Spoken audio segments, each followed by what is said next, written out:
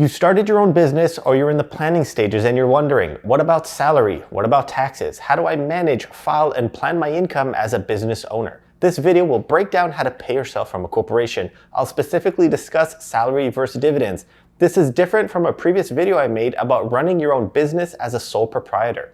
Before I get started, if you're a beginner or new to Canadian finance, I've created a course for you called Canadian Finance Pro. It's over 8 hours long, almost 60 videos where I discuss budgeting, credit, inflation, managing debt, tax, where to invest, and how to invest for beginners. This video is just a snippet of what I'd include in the course. I've also just introduced a new bonus. With every purchase, I'll do a one-on-one chat for 1 hour with every new member. Let's get into the video. I won't go too deep into why we'd want to incorporate versus stay as a sole proprietor. That's a whole separate topic. Incorporation just means creating a separate legal entity. You are just a shareholder, sometimes the sole shareholder. If you have a spouse, you can sign them up as shareholders as well for some more income splitting. Incorporating a business also means no personal legal liability. You personally can get sued as a sole proprietor, but cannot get sued when you incorporate. Your business can get sued, but not you, since you're just an employee. As a shareholder of a corporation, you have the ability to pay yourself in a variety of ways. You can take a salary as an employee of the corporation. You can receive dividends as a shareholder, or a mix of both salary and dividends. Each method has its own advantages and disadvantages, and it's important to understand the tax implications of each option. The one theme I want every viewer to know in advance: the Canadian tax system does its best to close any tax loopholes or crazy tax savings. Earning a salary or a dividend should, in theory, end up in a very close or the same after-tax scenario. Let's dive in and explore the differences between taking a salary and dividends. Option 1, salary. This is the more complicated route since it requires monthly remittances to the CRA. If you decide to take a salary as an employee of the corporation, you'll get a T4 slip. You'll be subject to income tax and payroll deductions such as CPP, Canada Pension Plan, and EI, employment insurance premiums. Just like any other employee, the corporation will also be required to pay the employer contributions towards CPP and EI on your behalf. If you remember from my beginner Canadian tax video, as an employee, you only pay half of your required CPP and EI. Your employer actually pays the other half. In this scenario, it's your company, so you're still paying both halves yourself, if that makes sense. There are a few advantages or points to consider if you go the salary route. The advantage of taking a salary is that it can provide a steady, predictable income, and you will be eligible for certain employment benefits such as CPP and EI. Also, any salary paid to you as an employee of the corporation is tax deductible for the corporation. Since it's an expense, it reduces the corporation tax that it pays.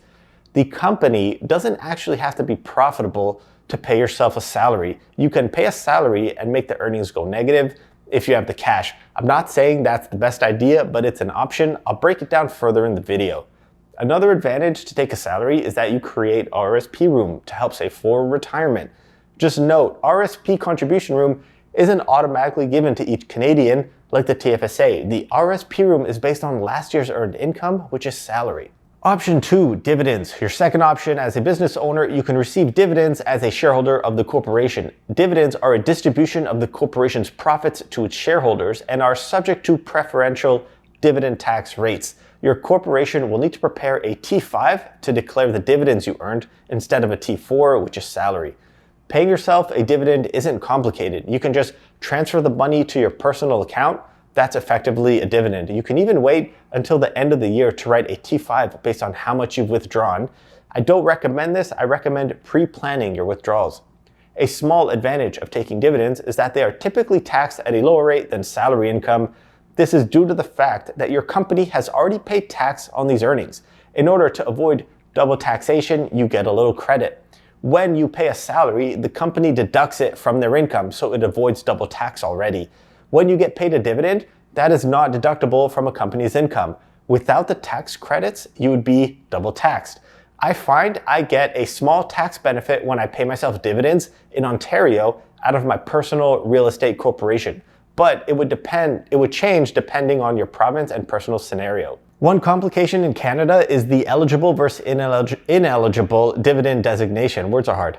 A lot of advice out there says pay yourself a dividend and you can get around $50,000 tax-free, which is partly true if you're investing in dividend-paying stocks. but it's not entirely accurate if you're paying yourself a dividend out of your own personal corporation. I like to use Wealthsimple's tax calculator to play around with the numbers and even help people estimate their tax in different provinces. One item you have to take into account is the ineligible and eligible dividend section.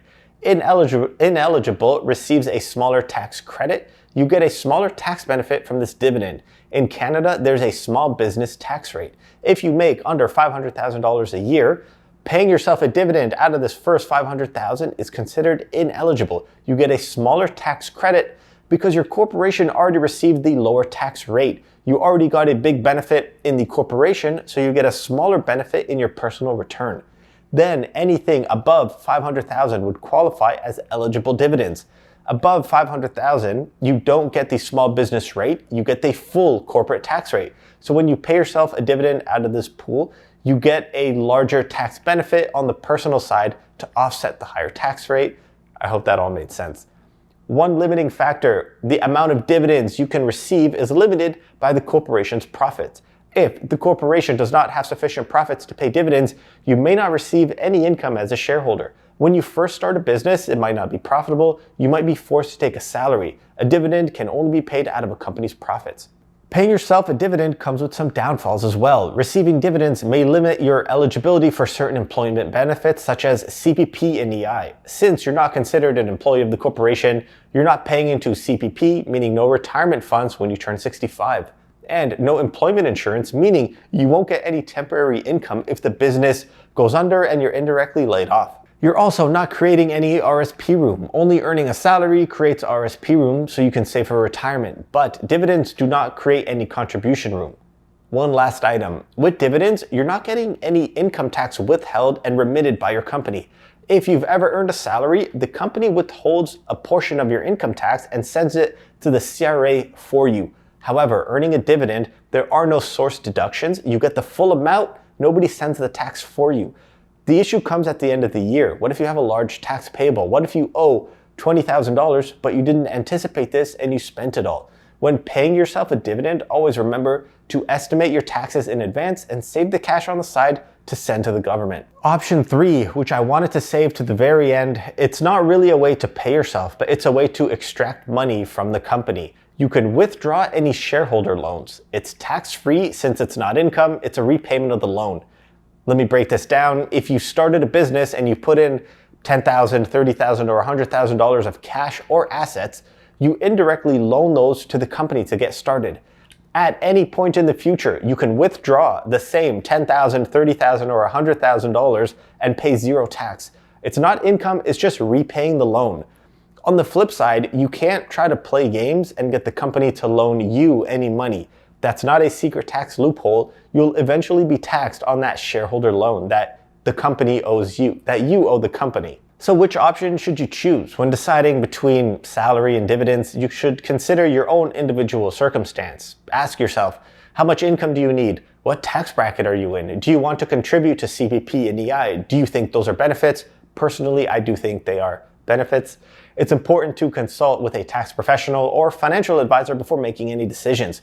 They can help you determine the most tax-efficient way to pay yourself from a corporation based on your specific situation. And that's it for this video on how to pay yourself from a corporation in Canada. Let me know if anything was unclear. If you've made it this far, I'm thinking of starting a new series. I saw a Netflix show called How to Get Rich. The host spoke to Americans and went through their finances, pretty much helping them manage and get out of debt. I'd love to do this with Canadians. Let me know if you're interested and willing to be filmed and released on YouTube. Ideally, you'd be in Toronto or you could drive down just so we could do it in person. I might try Zoom, but I'm not sure if it's good to watch or not. I'm not sure if we'd have a good conversation online other than in person. I'd like to create a series going through Canadians' finances and hopefully helping them out. Thanks for watching and tune into the next one.